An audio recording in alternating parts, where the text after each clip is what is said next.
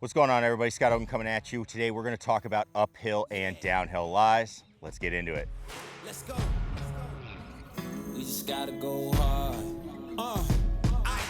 What's going on, everybody? We're out here at Broken Arrow. We're going to talk about uphill and downhill lies. Before we do that, make sure you check out our Art of Impact crash course. It's 100% free down in the description. And also make sure you leave a like, leave a comment, subscribe. All of that does help the channel and helps it grow. So the more you do that, the more I'm able to help you. So make sure you do those things. It really is appreciated. All right, so let's get into uphill and downhill lies. So one of the biggest challenges we have in golf is that we practice not on a surface that's like the golf course. Really, we practice on a surface that's very rarely like the golf course, meaning the driving range, where you have a perfectly flat lie, or, you know, I'm at home with my flight scope and I'm hitting in the simulator. That is a flat lie, and that's good for working on some things, but when you get to the golf course, you need to learn how to take some of these things, these ideas, and translate them to when you are on hills, because you're going to be on them quite a bit. So today we're going to talk about uphill and downhill lies. I'm on an uphill lie first, and you can see this is a pretty dramatic one. This is a pretty dramatic uphill lie, but we're going to talk about that so I can kind of illustrate some of the things that we need to look at when we're going to go looking at this type of lie. So first things first, when we get on any type of slope, okay, the first thing I got to do is I got to set my body to the slope. Too many times people are fighting the slope. So this slope here, with being uphill, people are going to lean into it. What that's going to cause you to do is hit into the hill, and you're going to hit it early. Now, you could play this shot that way, but it's very, very hard to judge what's going to happen. And if you don't pull it off, you're going to hit the ball nowhere. You're going to take a massive chunk. So I rather see people get lined up with the slope, and you're going to be swinging along the slope. Okay, that is going to be the first thing, and that's true for all lies as we're going through. Okay, now when we're on this specific uphill lie, there's a couple of things we have to know. One, because we're on an uphill lie and we start to get leaning with the slope, what's going to happen is the club face is going to start closing. Okay, because as I start to kind of tilt everything back and I start to get everything set up the slope, everything's going to start to close a little bit more. Okay, so that means the ball, for me as a right-handed player, is going to want to go to the left. All right, right off the bat, we got to know an uphill shot tendency is for that ball to want to travel left. Now, also because we're hitting up the slope, this ball is going to go really high. Okay, it's going to want to go really high, so we got to take that into account. If I'm hitting into the wind, I'm going to send this to the moon. There's not a whole lot I can do about that. So I'm probably going to need more club because this ball is going to go higher. Okay, so something you have to think about there. So it's going to come out left, it's going to go higher. Now, one of the other big things that's going to happen here as we go on a big uphill slope, and this is why I want to show you on this big slope, as I go back, easy for me to turn back and get into my trail foot, but it's going to be difficult to get back into my front side. So I'm going to be tending to hang back, and that's going to also cause that club face to close a little bit. Now, there's also some path implications of where the ball is. Hey, when I'm hitting on this slope, I'm going to be catching it earlier on my arc. That can happen, so then that would make the ball draw.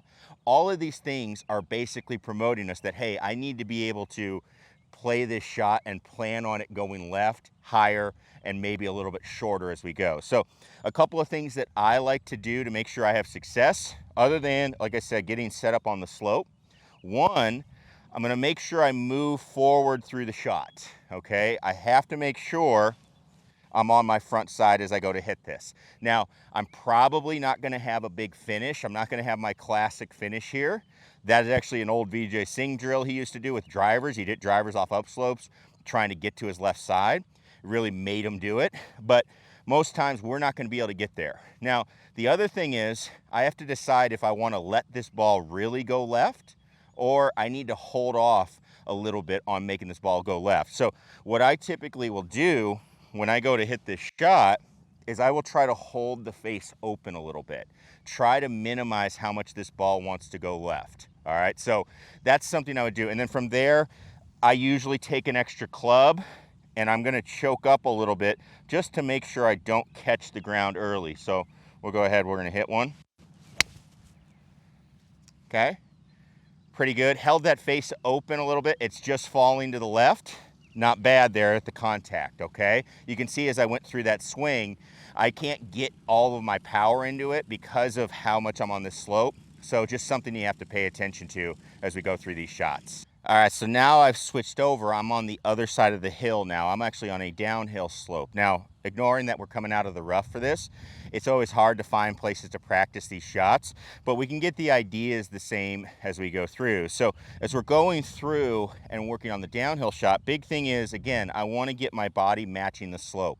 Big thing here is people will lean back against the slope, and then that low point is actually going to come in behind the ball. So you're either going to chunk it, or what happens most times is you come in, and by the time you get to the ball, you're actually coming back up already, and then you top it or blade it or whatever, right? So you got to get that low point set to where I can still hit the ball and then hit the ground after. And the way we do that is we got to get our matching the slope.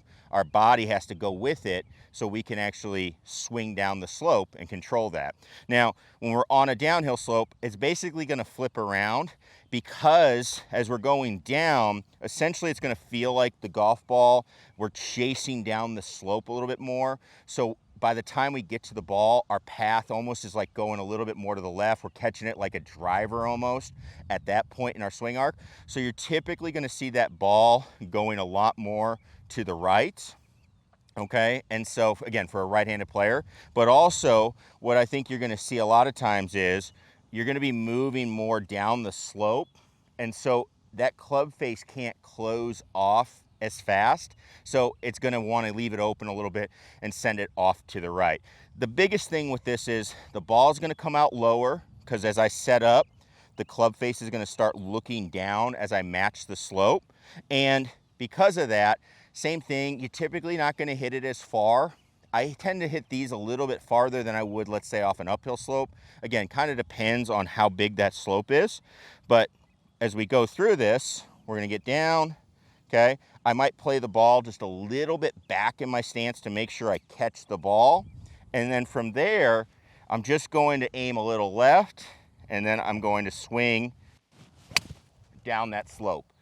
Okay, so that ball started pretty straight, and it just has a little bit of fade, and then actually when it hit the ground, it really bounced to the right. So that tells me it had quite a bit of side spin to the right as it was going. So just one of those things as we're going, we want to really get down the slope and make sure we make contact and understand what's going to happen to the ball. That ball was pretty low as well as it was coming out of there. So something you got to think about, we have to play off of slopes. We're going to play off them pretty much right from the get-go. After you get off the first tee, you're going to get in the fairway, you're going to be on a slope. I'm obviously on some pretty big ones here, but even if you're on little tiny slopes, you're going to see some smaller versions of this. I wanted to show you the slopes and make sure you could see it in the video, but even if you're on little tiny slopes, or if you're in short game, a lot of these ideas are going to apply. So learning how to handle uphill and downhill lies is an important part of playing better golf and shooting lower scores, so make sure you understand what is going to happen. If you have questions, leave a comment down below. Make sure you check out our free course, The Art of Impact. And thanks as always for watching. Click that subscribe button if you're not a subscriber, and we'll see you in the next video. Peace. You'll never get a trophy because they all here where we at. You better believe that. When it's all said and done, I'll still be here standing. Never took a loss, and it ain't something that I'm planning. I dare you to say something. My focus is A1. Every dog has its day. It's been mine since day one. This is real grind, and I'm still climbing. While you still trying, I'm still shining. It's real.